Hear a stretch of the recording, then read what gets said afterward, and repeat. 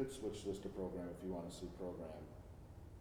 Oh, I mean, it doesn't really matter to me, I just whatever. do it usually like this with a hand so then you can kind of see. Yeah, that's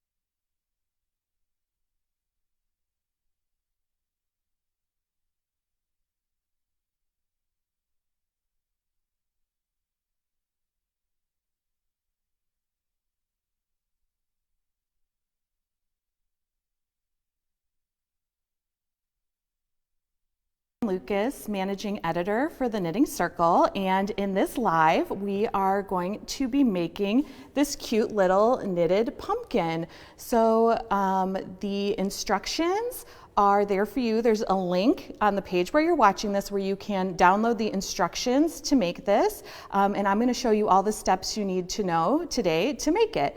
And then also, after you've downloaded it, if you do have any questions later, you can always come back and watch this video again and pick up any of the tips and tricks you might have missed during this live.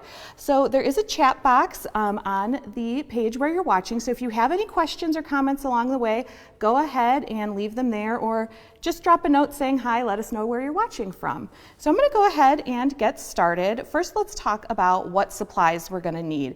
For this particular project, you really can get away with using your leftover yarn from other projects. That's actually what I did with this one. So to start, we're just going to need two colors, color A, which is the stem, and color B, which is the pumpkin. For color A, we're just going to need like 2 yards. Honestly, that's probably an overestimation of the amount of yarn you're going to need for the stem. I'm using worsted weight yarn here, so just 2 yards of worsted weight yarn for your stem. Then you're going to need about 20 yards of your color B, which is whatever your pumpkin is going to be. So I just made a traditional orange pumpkin here, but you could obviously make your pumpkin any color you want. You could even do stripes, use a variegated yarn, whatever you want. I just went with the traditional orange pumpkin for this one, but 20 yards, and again, worsted weight. So then we need some knitting needles, and we're going to be using a US size 5 needle, and I'm going to be using double pointed needles here, or DPNs. We are going to be knitting in the round for this entire project, and I'm using the size 5, which if you do know a little bit about yarn, you might be thinking those needles seem a little small for worsted weight yarn, and yes, they are. But that's because we want our stitches to be a little bit tighter than what you would normally have for, some other project. If you were knitting a sweater or a hat or something, you traditionally, for a worsted weight yarn, would use anywhere from like a US size 7 to a US size 9 needle, depending on your gauge, of course. For this, I'm going to use a US size 5, so it is a little bit smaller. And while I'm on the subject of gauge, as far as the gauge goes, it is listed in the pattern, but I do say in the pattern that gauge is not critical. And so what I mean by that is, I know it's a mini pumpkin. You're probably not going to measure your gauge before you make the pumpkin. It's going to take you as long to knit your gauge swatch as it is to knit the pumpkin. So the gauge is what is the gauge I got for the pumpkin. But know that you don't have to hit it exactly. If you don't hit the gauge exactly, though, your pumpkin is going to come out a slightly different size, and it will affect the amount of yarn that you're going to be using. And so to that point, if you did want to make a bigger one, you could do all of this with like a bulky yarn and just go down a couple needle sizes from whatever that bulky yarn recommends. So you really can make a pumpkin of any size. So we've got our needles, and then there's just a couple other things we need. You're going to need some scissors and a tapestry needle just to finish off your item. We're going to use one locking stitch marker just to keep track of our rounds, and then the last thing we're going to need is something to stuff our pumpkin with. So here I have fiber fill or polyfill to stuff it with. And this is pretty much readily available at craft stores, big box stores. You can find it online. If you don't have access to this, you can use other things to stuff your pumpkin. You can use cotton balls. You could use yarn scraps if you want. I have stuffed smaller toys with just leftover bits of yarn before. You do want to make sure your gauge is really tight if you're stuffing it with yarn, just because you don't want those little yarn ends to poke through. If you prefer pellets or there's something else you prefer to stuff your little toys with, that's fine too. I just typically do use this fiber fill, so that's what I'll be using today. So that's it as far as supplies go. So let's go ahead and get started on it. And so I've got my pattern here, and don't forget you can download the pattern too and follow along. So to start, we're going to start with our color A, and that's our green, and we're going to start by casting on 4 stitches. The cast on here does not really matter. I'm going to use a long tail cast on just because that's typically what I use for most of my knitting projects, but if you like a different cast on, that's fine. So let's go ahead and cast on our 4 stitches. So I'm just going to take one of my double pointed needles, and I'm going to make a slip knot. And for the long tail cast on, the slip knot does count as a stitch. And then I'm just going to get my yarn ready to go to do the long tail cast on. If you don't know how to do the long tail cast on, don't forget you can always come back and watch this video again, or on the Knitting Circle website we do have a free video on how to do the long tail cast on, so you can go back and watch that. So we have our 4 stitches. Now we're going to work I-cord. So normally when you're working your knitting, right, you're going to take it and you're going to flip it over and knit back the other way. Well, with I-cord, basically what we're going to do is we're going to knit a tiny little tube in the round. And so with the double pointed needles, all we're going to do is we're going to use 2 needles for this part. We're going to take the stitches that are now on the left side of our needle, because we just cast on. We're going to slide them down to the right, being careful not to slip them off the needle, of course. And then the yarn is coming off your project on the left here, but we're going to be pulling it over here to start knitting. So we're just going to knit our stitches like this. And so that's our first round of I-cord. And then we're just going to keep doing that. We're going to push it from the left to the right and knit our second round. And so you're going to have 5 rounds total. Again, this is something where you could add additional rounds of I-cord if you want a longer stem. I think it would even be cute if you made a really long I-cord and then just tied it into a little knot or something. That could be really cute at the top. So we're just going to keep sliding it down like this. I think that was 3. We'll say this is 4. And then we'll have 1 more.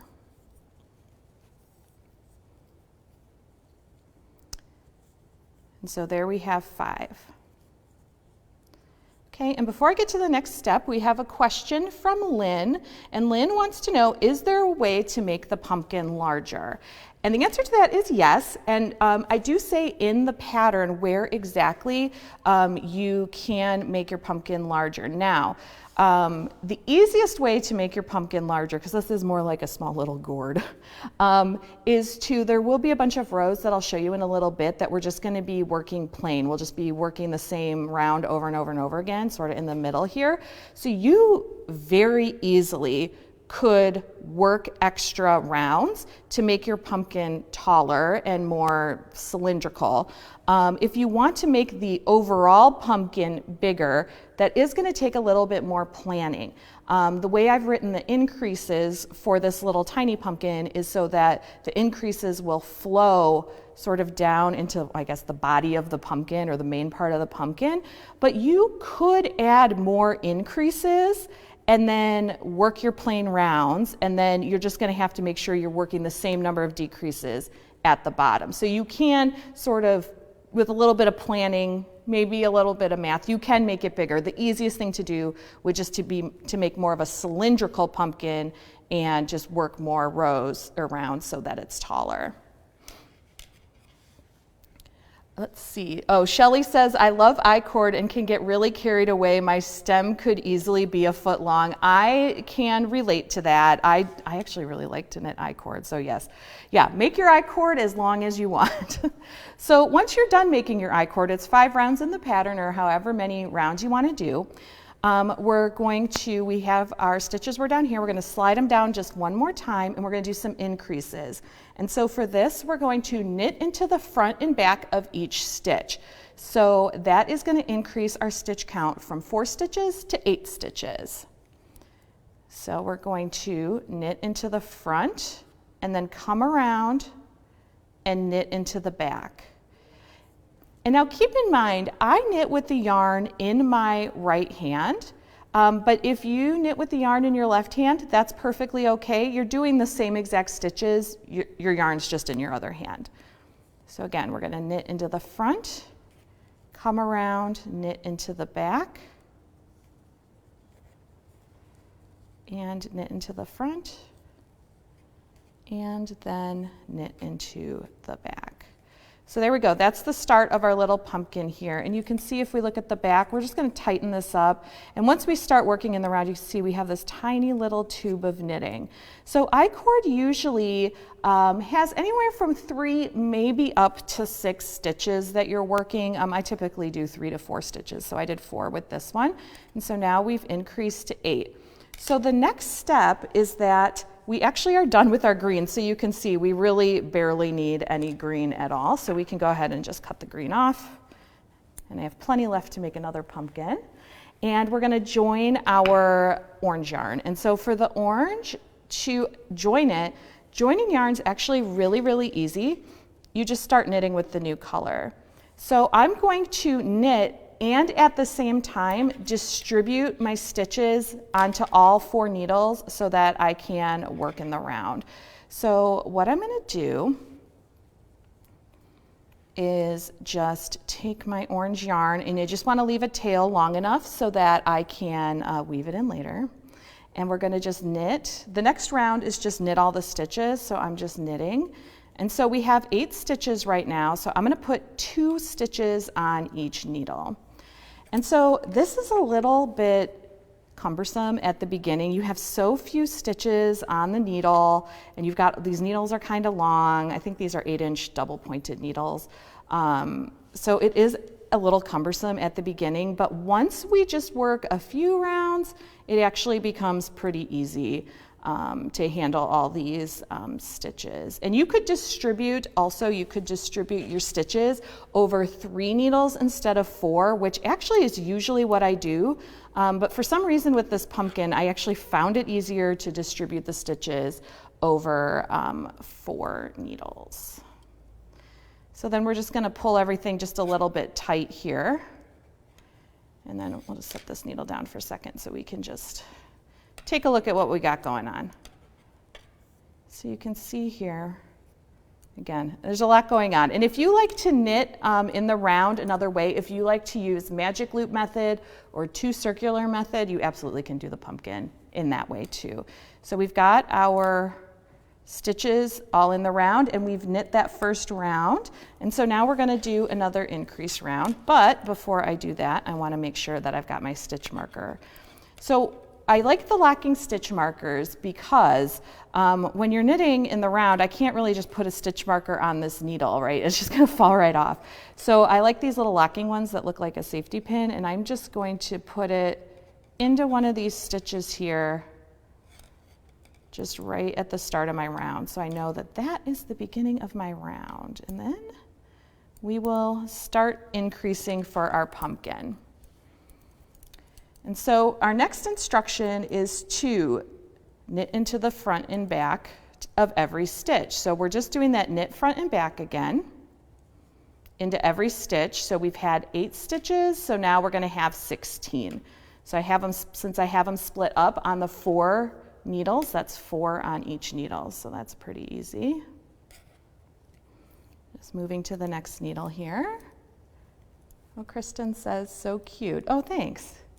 I actually had never knit a pumpkin before. I've looked at them online many times, and thought they were so cute. And I've crocheted a pumpkin before, but this was my first time knitting one. And it won't be my last, that's for sure. I also think it could be really cute if you did make it a little bit taller. Maybe you could get some like black felt and, you know, sort of like stitch a little face onto it, make it a little like jack-o'-lantern. I think that could be very cute. Okay, so we're gonna just keep working our increases here. All right, and then we're gonna work another plain round of knitting. So I'm just going to do that, and then I will show you the next increase we're going to do. Oh, wait, I got an increase on this side too. Only have 2 stitches on this needle. Still got to knit in front and back on this one too. There we go. Now we have our 16 stitches, and so we're just going to go ahead and knit all the way around all of our stitches. And you could see, yeah, with the double points, it is a little bit cumbersome. It's, you know, kind of a lot to have in your hand at once. But again, once we get up to, we'll have 56 stitches on the needle total. Once you get up to having all these increases done, then, you know, then it becomes much easier to manage. It's almost like if you're knitting a sock or something, that's easy to manage. So we'll just keep going around like this. And then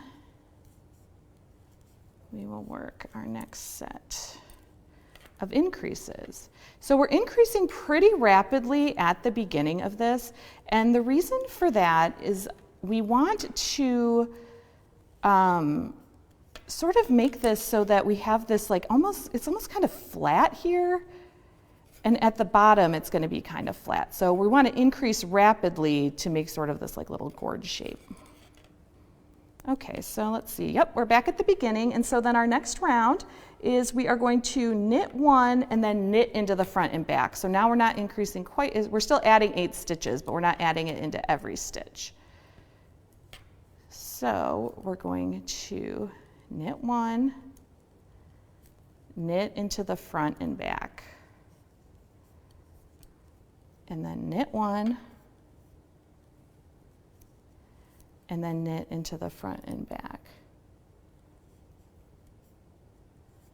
Let's see, we've got some comments here. Let's just take a look.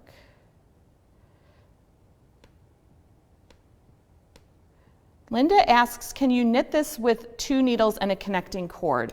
So just like a circular needle. And the answer is absolutely, you can. So with this though, you're gonna have to use the magic loop method. So you're going to need a longer circular needle and have sort of the 2 loops of the cord hanging off the side. Because we're working such a small like circumference right here at the beginning, there's really no circular needle that's going to be small enough to accommodate this. So you can use one of those types of needles, but you are going to have to you're going to have to use magic loop to do it. Or you could also use 2 circulars and have half of your needles, have your circulars on half on one side, or have half your stitches on one needle and half your stitches on the other, and then use your circulars that way. So let's see here. We got that, okay. So then we're going to knit 1, knit front and back, and so on and so forth. Okay, so you're going to keep following the increases in the pattern, and there's one more increase we're going to do, but I'm actually just going to bring in a little swatch so it's easier for you to see it, because it is a little bit, I want you to be able to see me picking up the stitches in between. So I just have a swatch here just so you can see. You'll keep following the pattern as written. We're going to start incorporating some pearls into the mix too. But I just have a swatch here to show you that one of the increases that you're also going to have to do in this beginning part is called a make 1. And so to do the make 1, we are going to insert our left needle underneath the bar that's between the 2 stitches. And you can see why I wanted to bring my swatch in, because it's going to be really hard to see on that tiny little pumpkin. So you're going to pick up the bar in between from front to back and then knit it through the back loop. And so that's the make 1 that you're going to see in the pattern. So I'm just going to do that again so you can see it. And again, you'll just follow the instructions. So with your left needle, you're going to go under the bar from front to back and knit it through the back. And then while we're at it, let me just show you that knit front and back from here too, in case it was a little hard for you to see. So that knit front and back we did, we're just inserting as if to knit. We're going to knit the stitch, bring the needle around to the back, and knit it again. So those are the increases that you're going to need to do. So once we have all of our increases done, your piece is going to look something like this. And so you can see it actually is going to start to be a lot easier to knit from, because now we do have a lot more stitches. So from this point, now all we need to do is start working our plain rounds. And so by plain rounds, what I mean is we're not increasing, we're not decreasing, we're just doing the same thing for the entire piece, just working around and around and around. And so for these rounds, it's really easy. We're just going to knit 5, purl 2. So we're going to knit 5, 1, 2, 3, 4, 5, and then we're going to purl 2, so we'll bring the yarn in between the needles, and you'll have some purls already on your pumpkin in that increase section, so we're just sort of following that pattern of knitting the knits and purling the purls, as they say. If it looks like a knit, we're knitting it. If it looks like a purl, we're purling it. And then again, if you're doing this on double pointed needles, as you come to the end, you have this free needle, and we give it a turn. Now this becomes our working needle, and we just keep going around. Oh, Jude says, very cute, and I love all the skeins behind you as a backdrop. I know. Anytime I'm here in the studio filming, I always think about how that's a lot of yarn there. I could knit a lot of pumpkins with that yarn. Yarn is perfect for knitting and for decoration. Okay, so we're just going to keep knitting around and around and around, doing our knit 5, purl 2. And so we're going to be doing this for several rounds. In the pattern, it calls for doing this for rounds 9 to 22. So you would just keep repeating those. If you find it helpful, you could get something like this, like a row counter, to just sort of click as you go to count your rounds, or mark them on a piece of paper. And the thing about this pumpkin is if you do one extra round or you miss one round, I mean, it's not really that big of a deal. And this would be the place where if you were going to make your pumpkin taller, you would just keep working this knit 5, purl 2 round over and over and over again until it's basically the height that you want. Because once we start decreasing, we're going to be decreasing so fast that the bottom ends up being pretty flat. So most of the height of your pumpkin is coming from these rounds of doing the knit 5, purl 2. Okay, let's see. Kirsten says, we love warty pumpkins. Do you think I could add some to the outside, like embroidery? And the answer is yes, you absolutely could add some embroidery. On the Knitting Circle website, if you just search for embroidery, we do have some videos on adding embroidery to your knitting. Another thing that you could add is if you know how to knit bobbles, you could even add some bobbles in. Right in as you're knitting, and that could be really cool to make sort of a warty pumpkin. I might go more the embroidery route because I think that might look a little more realistic. But yes, absolutely, make it your own. That's what I love about these little projects like this. You can really use just about any yarn you want to.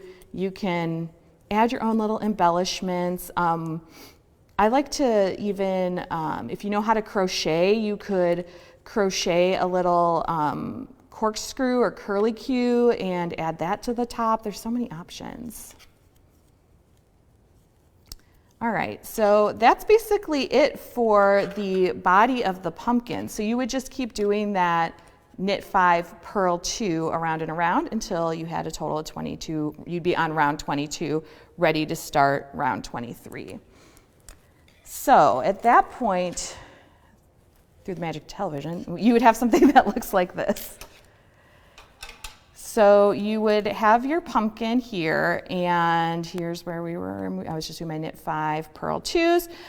So at this point, we do want to take a moment and do a couple things before we keep going, because we are going to be decreasing really fast now on the bottom of our pumpkin. And so all of these ends and stuff, we probably want to deal with them now versus when we have just this tiny little hole later.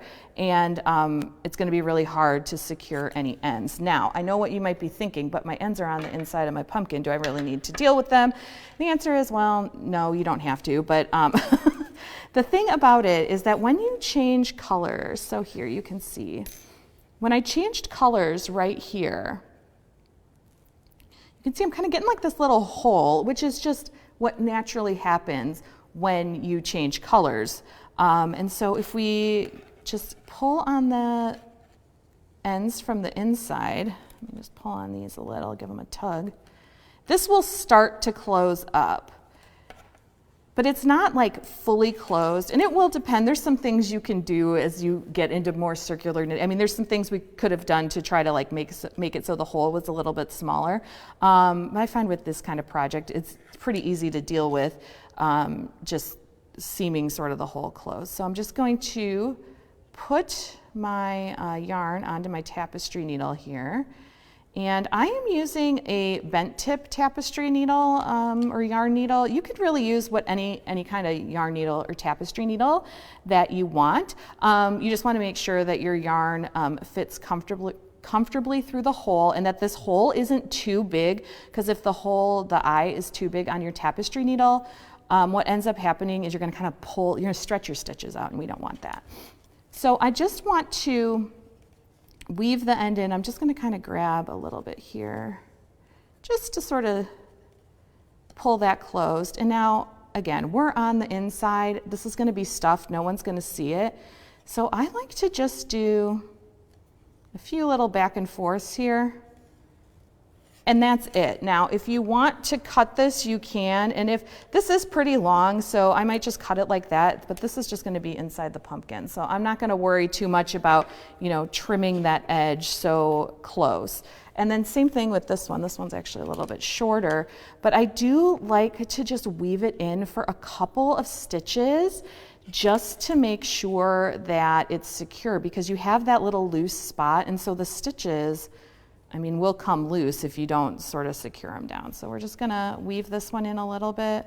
That end's already pretty short. That's fine. Again, it's just gonna be on the inside of the pumpkin. The other one to deal with is the start of the stem, where we started the I cord. And so for that one, and I do this pretty much for any I cord, whether it's for the start of a pumpkin or not, I just like to make sure it's joined in the round, and then I might just weave it down the side, and then ultimately I'm just going to push it. I'm going to push my needle down through the I cord and pop it up through the center here and give it a tug. And now you can see you don't want to give it too tight of a tug, because you can see that it's like you're going to pull this tight, but you can just straighten it out a little bit. And then we will weave in the end just a little bit again. And I might trim this one just slightly because it is pretty long. But again, we're not worrying about getting that end really close to the end. Let's see. Oh, we have somebody who has a lot of small hanks of yarn made in a rusty orange color, and this would be the perfect project to use that up. I think that this would look so good with hand spun yarn, especially if it does have like just a tiny little bit of variegation. That would be really, really awesome. Okay, so now we've dealt with our ends, and so we're ready to start doing some decreases here. And we're going to decrease really rapidly because we want to make sure that bottom of our pumpkin is nice and flat. So let's see, we're starting over here.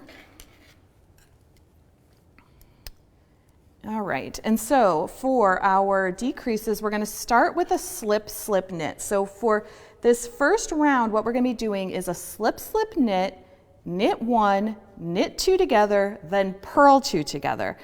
And we're going to keep repeating that all the way around. So we're decreasing by, I believe, yes, 24 stitches. So we had a total of 56 stitches. We're decreasing 24 stitches. So we're only going to have 32 stitches left. So we're not quite cutting it in half as far as the stitch count goes, but almost. So we are decreasing by a lot of stitches here. But that's what's really going to help shape the bottom of the pumpkin. So to do a slip, slip, knit, we're going to slip as if to knit, slip as if to knit, and then put the left needle back in and orient it so then you can knit it through their back loops. Then we're going to knit 1, knit 2 together is just as it sounds. We're just going to knit those 2 stitches together. And then we need to purl 2 together. So I've brought my yarn to the front to purl, and then we're just going to insert our needle into those next 2 stitches to purl 2 together, bring the yarn to the back, slip, slip, knit, knit 1, knit 2 together, and then purl 2 together. And so we're going to do that all the way around, but I'm going to bring in my swatch again so that I can show you those without all those needles being in the way. So here I have another little green swatch here. So let's just look at how to do those on here too, so you can really see what we're doing. I'm just going to knit a couple stitches here just to get away from the edge. So again, slip, slip, knit is slip as if to knit, slip as if to knit, insert your left needle and then orient it so that you can knit them together through the back loops. Then you would knit 1, and then your knit 2 together is we're just going into the next 2 stitches from left to right to knit 2 together. And then I'm on the knit side of this fabric, but I'll just show you how to do the purl 2 together anyway. So we're going to do the purl 2 together, just going in like you're going to purl into the next 2 stitches and purl 2 together. So those are all the decreases that you need to do. So you're going to keep working your decreases, and then there's going to be one more round here. And I already have it done here, and I'll show you how to do the decrease. We have one more round where we need to do this other decrease, the SK2P, or slip 1, knit 2 together, pass the slip stitch over. So let me show you how to do that on this little swatch as well. Okay, I'm just going to knit a couple stitches away here from those other decreases. Okay, slip 1, knit 2 together, pass the slip stitch over. I always abbreviate it in my patterns as SK2P. You might see different designers do it different ways. The main thing to remember is however you slip that first stitch, just be consistent in your project. I actually got very curious about this particular decrease. I'm going to sidetrack and tell the story real quick. This particular decrease, I have always slipped the first stitch as if to purl, because the general rule in knitting is if a pattern just says slip and it doesn't tell you which way to slip your stitch, you slip it as if to purl. And whatever pattern I first followed that had this particular decrease in it didn't say which way to slip the stitch, so I slipped it as if to purl. And then I started doing some work for the Knitting Circle and looking at some other people's patterns and different projects they were doing, and some people were slipping that first stitch as if to knit. And so then I became curious because I'm like, have I been doing it wrong this entire time? So I ended up taking a little poll on Instagram, and it turns out it was 50-50. It was literally 50-50 how people do it. So I'm going to slip my first stitch as if to purl because that's what I always do. However, if you slip your first stitch as if to knit when you do this particular decrease, that's totally fine. The main thing is just be consistent in your project. So to do the SK2P, I'm going to slip my first stitch. I'm doing mine as if to purl. Knit 2 together. And then we're going to pass the slip stitch over the knit 2 together like that. I'll do that one more time for you. We're going to slip 1 stitch, knit 2 together, pass the slip stitch over, just like that. So you'll just keep following the pattern to do the decreases and work any final rounds that you need to work. And you should have something that looks like, hopefully, that looks like this. So here we have our little knitted pumpkin, and it's really coming together. So the next thing we need to do is just finish this off. So we want to just make sure that we're leaving a long enough tail, because we are going to bring this tail up to the top of our, we're going to bring the tail up through the top and weave it up and down on our pumpkin. So you want about 12 inches of a tail. I'm not going to get out a tape measure and measure this, obviously, but we just want to make sure we have a decent sized tail. And then we're going to take our tapestry needle and thread it on here. Oh, Eileen says this would make the cutest hat for a wee one. Yes. If you actually go online and Google pumpkin hat, I have made many a pumpkin hat for many a wee one when all of my friends and siblings were having kids. So you can find pumpkin patterns out there for hats. It's so cute. Or if you could actually keep just doing some extra increases here and sort of follow this as a pattern too, for a little pumpkin hat. I did make one, and I put leaves on it too, and little crochet, like little curly cues. It was really, really cute. Let's see.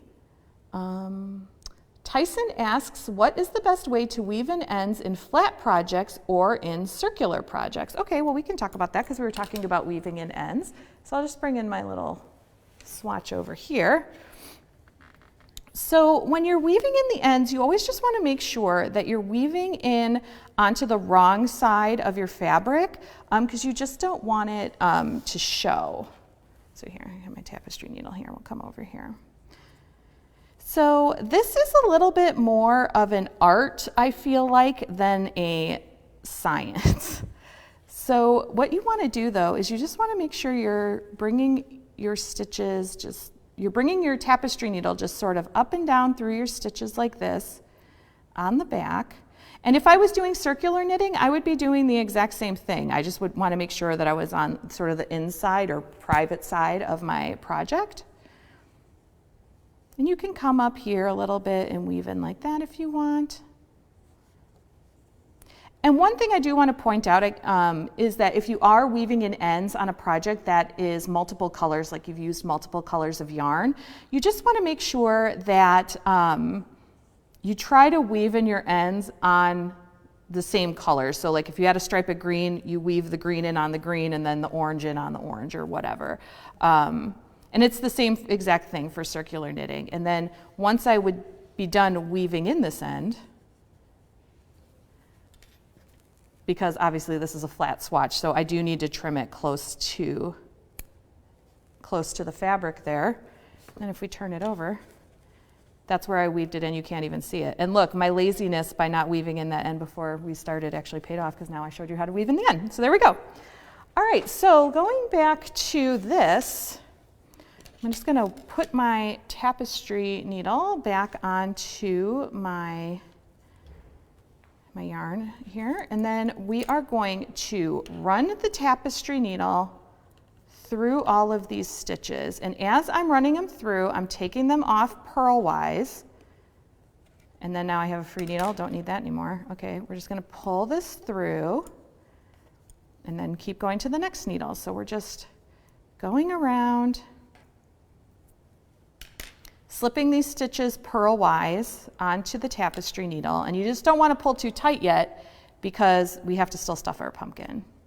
But I find it's easier to stuff the pumpkin after I have taken the stitches off of the knitting needles and just put the yarn onto the tapestry needle and brought it through the stitches. Okay, so there we go. So it's starting to look like a pumpkin. So now we're going to bring in our fiber fill or whatever you're using, and we're going to just start stuffing this thing. So I just like, especially because this one's small, we're just going to take a little at a time. Sometimes I'm surprised at how much yarn or how much fiber fill you really can stuff into some of these different toys when you're making them. Let's see. So that feels about right. Let's see. We can actually pull this closed and pull it back open if we want more, maybe a little more. Let's put a little more in there. Even the small bags of polyfill have a lot of polyfill in them, so you can get a lot of projects out of them. Okay, there we go. So now that we have it stuffed, now we can just take our end and just pull, and now we have closed it. And so you can see here, really, if you don't like this like really squatty, like little really short gourd of a pumpkin, you could just leave it like this and weave in this end. But I do like how it sort of has this, how it kind of bubbles out like this. So I'm going to go ahead and show you how to do that. So all I'm going to do is, again, make sure that this is tight, and I might just bring this right across here at the center just to make sure it's secure. And then we're going to bring this through to the top and really give it a pull, and then back down. And you want to make sure you're kind of staying on the orange. You don't want to get into the green because you'll be able to really see it. And bring it back down through and pull. And then so I'm just squeezing it. I'm just squeezing the whole pumpkin, and then I'm just working my tail up and down, and then just pulling really tight to sort of get that squat, that little gourd pumpkin. And you know, you can obviously do this as many times as you want. It's obviously going to depend on how much fiber fill you have put into it, sort of how much it'll squish down. And so you can just keep working it until you're happy with the shape of your pumpkin. You know, keep in mind that pumpkins are a thing of nature, so you don't have to have this look, you know, absolutely perfect. I mean, every pumpkin's not the same, right? They all look different, so. Here we go. We're just going to weave this in and out a couple more times.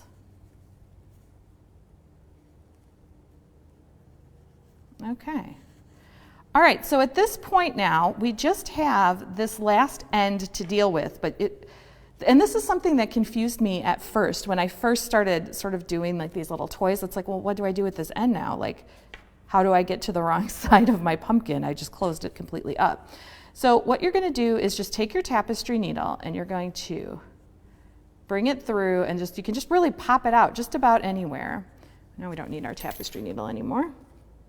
Okay, you just want to be a little careful when you do this because it's going to seem a little scary. We're going to pull our tail pretty tight and then trim it. And then when we let it go, it just goes right into the middle of the pumpkin. You can't even see it. And then you can just move your little polyfill around on the inside. Oh, interesting. Liz says, I buy pillows from Dollar Tree, and that's cheap polyfill. That is a very brilliant idea because polyfill is pretty inexpensive, but it's not Dollar Tree inexpensive. So that's a great tip. I'm going to have to try that next time I'm making a bunch of toys. So there you go. You have your pumpkins. So now we have two little pumpkins. You can see they're so cute. I think that they will look great for any fall decor, obviously not just Halloween, you know, all the way into November or, you know, when it's fall, wherever you live. They're really, really cute. Like I said, you could make them taller if you want. If you do want to play around with the increases and decreases, you could make a bigger one. But that's it. That's how you make the tiny little knitted pumpkin. So I really hope that you enjoyed watching this today.